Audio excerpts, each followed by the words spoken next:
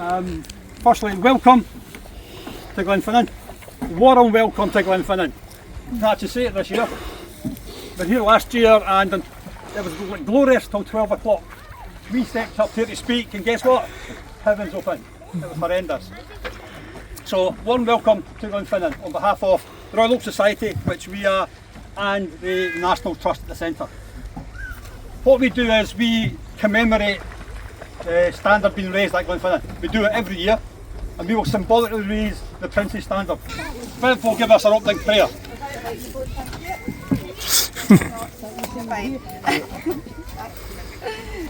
The Lord bless thee and keep thee. The Lord make his face shine upon thee and be gracious unto thee. The Lord lift up his countenance upon thee and give thee peace. Amen. Okay, our main speaker, in fact the main player today as part of this commemoration is Jill. Jill will deliver the main speech and she'll give us a song. So what can we ask for? So I'd like to ask Jill to come up. Now, I can't do this without a mic, but generally just as I start, if you switch on the PA in the games and end up having to yell at you. So, is this all right? Can you hear me?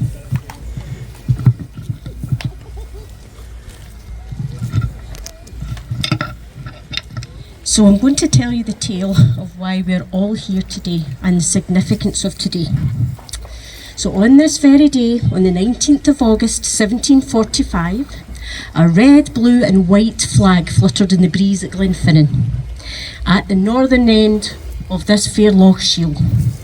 It was not just a flag, it was a signal and a symbol of revolt against the Hanoverian usurpers, and it was the beginning of the Jacobite rising.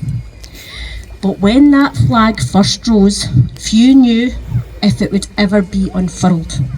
The chances of success seemed slim, and yet here we are, 280 years later, remembering that moment. But let me take you back to the moments before that banner was raised, to the events that led up to this extraordinary day. In a small barn by this fair loch, a tall young man waited. He was Charles Edward Louis Philip Sylvester Casimir Maria Stuart, better known as our bonny Prince Charlie, the son of King James VIII. He was just 24 years old, a man with a heavy destiny, a burden far greater than any young man should carry. He was born on December the 31st, 1720. Charlie's childhood was anything but ordinary. At the age of 6, he was already reading, riding horses, shooting guns and splitting rolling balls with crossbows. Imagine that today. Children can barely decide between Minecraft and Roblox. But back then, Charles was being groomed for something much bigger. He was a gifted young man. He was multilingual, speaking French, Italian and English fluently. In fact, when the time came to lead his Highlanders, he even learned to speak Gaelic with them. Far from the meek, effeminate figure often painted in British propaganda and in Outlander, Charles was tall, charming, and filled with a quiet courage that inspired those around him. His passion burned brightly, and he often said, "The issues of war are paramount, but glory is assured, and my chances are splendid. What avail is hope without daring?" He was determined to regain his father's throne. In Paris, he sold his late mother's jewellery to fund his mission, and he bought rifles, swords, artillery, ships. Despite setbacks like a failed attempt to land with reinforcements when the Elizabeth was damaged in battle, Charlie's resolve did not waver. The Dutelli continued the journey to Scotland, and as it neared land in Eriskay, a golden eagle appeared, soaring over the ship. To the Marquis of Tillybarton, this was a sign, a good omen. On July the 23rd, 1745, Charles landed in Scotland. The task before him, though, was not easy. He needed to rally the Highland clans. When he arrived at Glenfinnan on August the 19th, he was alone, but for a handful of loyal men, and that'll be the song I'll be singing you soon. The clan chiefs, expecting him to arrive with French reinforcements and, more importantly, weapons and ammunitions, were sorely disappointed. They had been promised an army, and what they were looking at now fell way below that expectation. MacDonald of Boylesdale, cold and completely unwelcoming, told him, "Go home, sir." But Charles, with the fire of a man who would not be denied, replied, "I am come home, sir, and I will entertain no notion of returning from whence I came. My faithful Highlanders will stand by me." So the stage was set, but what would the clans come? Glenfinnan, this beautiful place we're in just now, was the perfect location. Bordering two Highland clans, the MacDonalds and the Camerons, and surrounded by mountains that shielded them from sea-based attacks. It was isolated, but accessible enough to reach the clans. And so Charles waited. The hours stretched on, and no one came. Many of the key clans, especially those from Skye, refused to join. Duncan Forbes of Culloden, a powerful legal officer in Scotland, had worked tirelessly to sway them against supporting our Charles. Then, a turning point.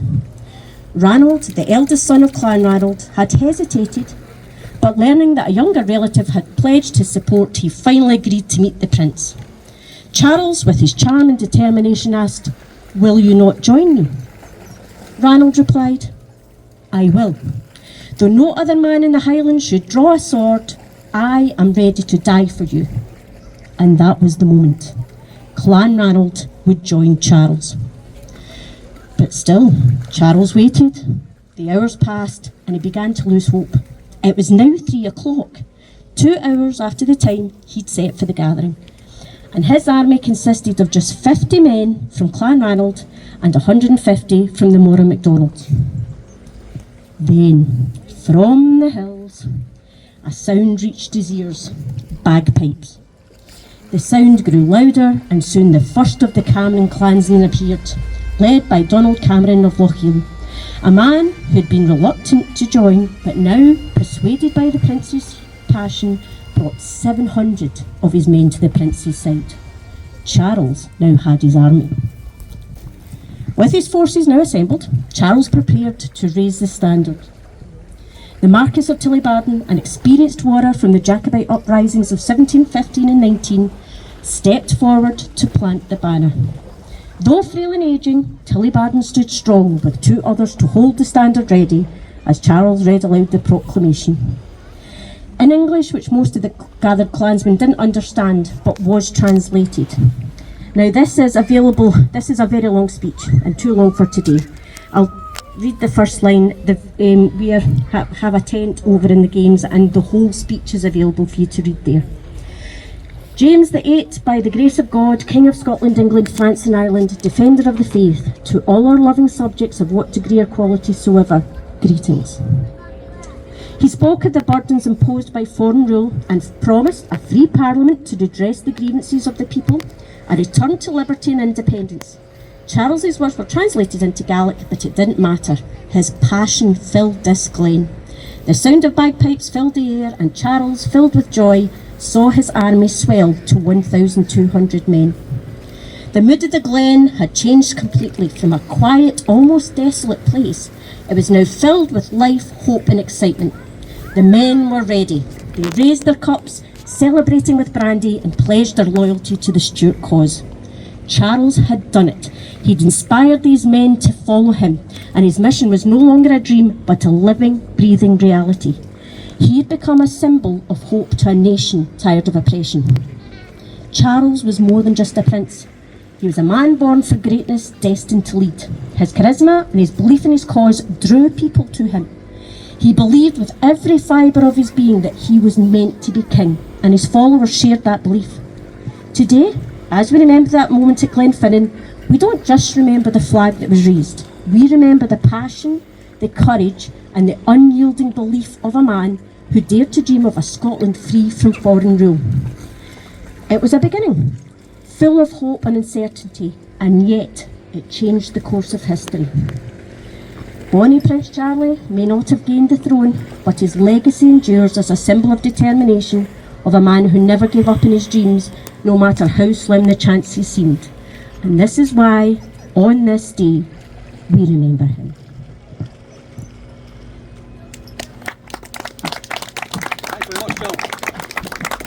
lightning. While Jill now entertain us with news from Wider, when the song's been sung, young Brian will come round here and pass you all a dram. There will be a toast once the standard's ready. So don't drink it until toast time. Okay? You ready? Yep. Okay, here we go again. Please welcome back the talented Jill. The news from Wider come ye stream will soon gar money fairly, for ships of war have just come in and landed royal cheerly. The Highland clans with sword in hand fae John O'Groats dearly. He tae a man declared to stand or fall for royal cheerly. Come through the heather around him, gather ye all the welcomer early. Around him cling we all your kin, for wha be king but cheerly. Our lowlands o' baith great and small, wi' money a lord and laird they declared for Scotia's king and law. And what d'ye think but cheerly? There's ne'er a lass in all the land but vows both late and early. Tae man she'll ne'er gae het or hand, for wed nae fecht for cheerly. Come through the heather around him, gather ye all the welcomer early. Around him cling we all your kin, for wha be king but cheerly. And here's a hail to Charlie's cause, and be it complete and early. His very name our heart blood warms, to royal arms for cheerly. Come through the heather around him, gather ye all the welcomer early. Around him cling we all your kin, for wha be king but cheerly.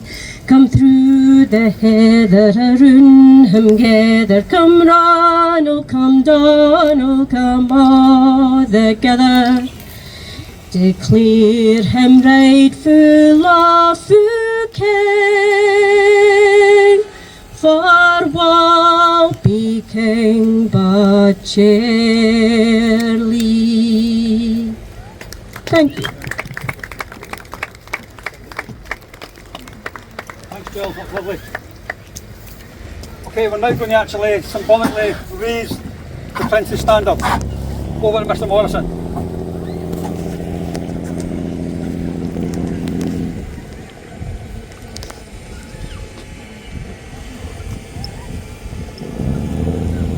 Three cheers for King James! Hip hip! Hooray! Hip hip! Hooray! Hip hip! Hooray!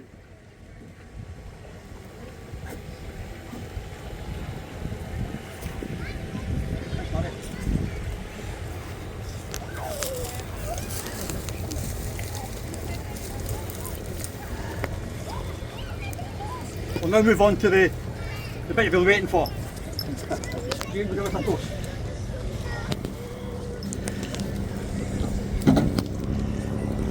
Ladies and gentlemen, friends of the Royal Oak Society of Scotland, toast the King, King James.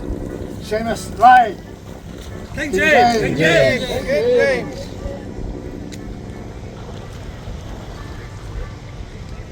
Save it.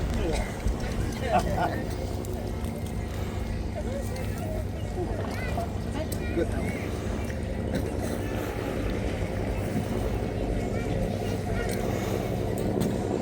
As I said, well, that's a commemoration for this. Thanks very much for attending.